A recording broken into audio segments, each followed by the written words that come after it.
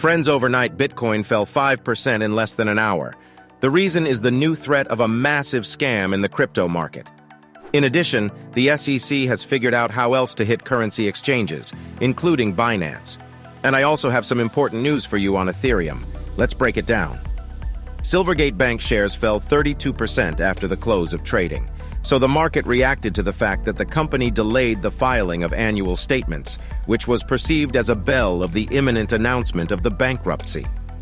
After the opening of trading, shares of Silvergate flew to the bottom, and during the day made 57%, because besides the delayed report in the media, there were statements of cryptocurrency companies' refuses to further work with the bank. The first to do so was the Coinbase exchange. Circle and Paxos, Crypto.com, Gemini, Bitstamp, and Galaxy Digital are now known to refuse further work. Why did Bitcoin fall on this news? Because Silvergate, it is a real and fully regulated bank in the US, which was almost the main country that serviced cryptocurrency companies. If it declares bankruptcy, all the companies I've already named could lose large amounts of money, and then they would have to file for bankruptcy. So far, the worst has not happened.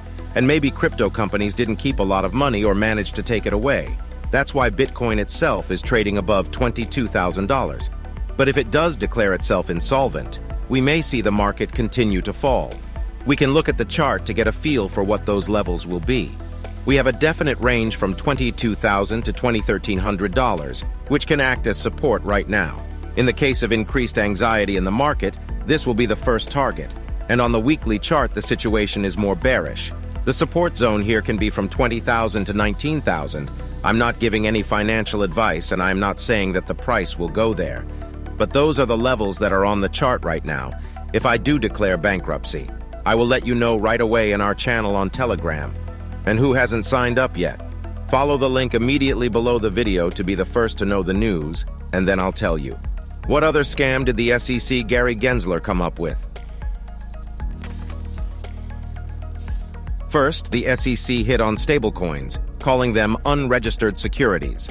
The victim was Paxos, which was issuing Binance USD. Since then, they stopped cooperating with Binance, and buzzed capitalization fell below $10 billion. The total loss is now over $6 billion.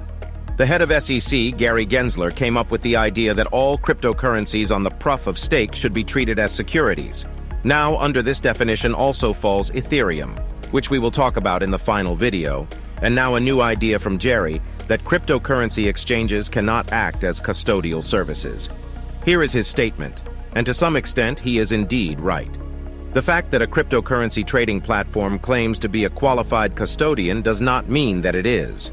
When these platforms fail, investors' assets often become the property of bankrupt companies, leaving investors in line for bankruptcy court. Case in point is the story of FTX. The bankruptcy administrator of the exchange just provided a report of the company's balance sheets. They were calculating that the loss of client funds was $8.9 billion, while they were able to find and recover only $2.2 billion of assets, of which less than a third, i.e. $694 million of liquid assets. Let me remind you that FTX filed for bankruptcy on Form 11. This means that creditors such as BlackRock will get their money first, but the exchange users who lost everything are really at the end of the list for compensation, and they probably won't get any. SEC can use this situation to try to reformat the crypto market on the stock market principle. Cryptocurrencies are not stored on exchanges or with brokers in a special depository, as it happens with stocks now. Well, who will become this depository? That is the question. Probably some company close to the regulator. And the USA authorities don't give up trying to reach out to Binance.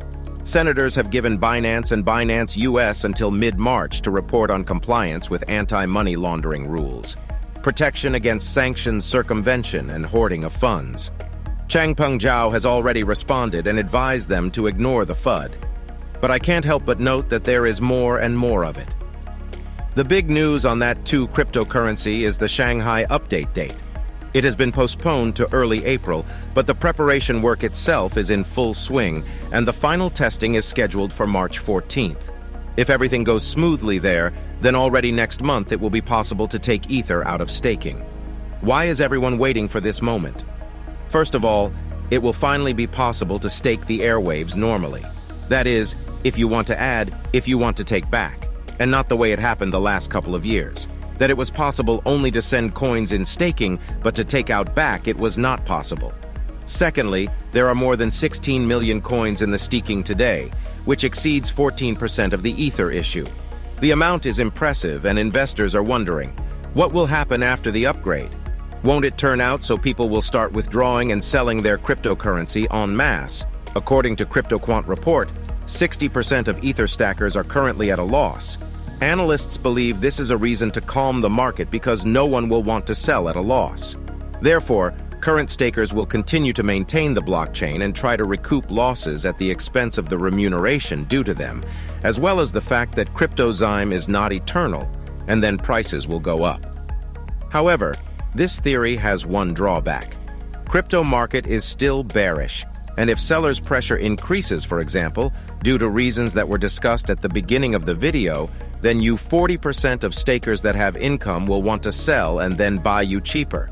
And those who are in deficit also have nerves, and they may decide to fix losses in the dump. In general, the situation is ambiguous. It is worth to keep a hand on the pulse of events. In what I will help you. Thank you for watching this news release. Your cryptocurrencies.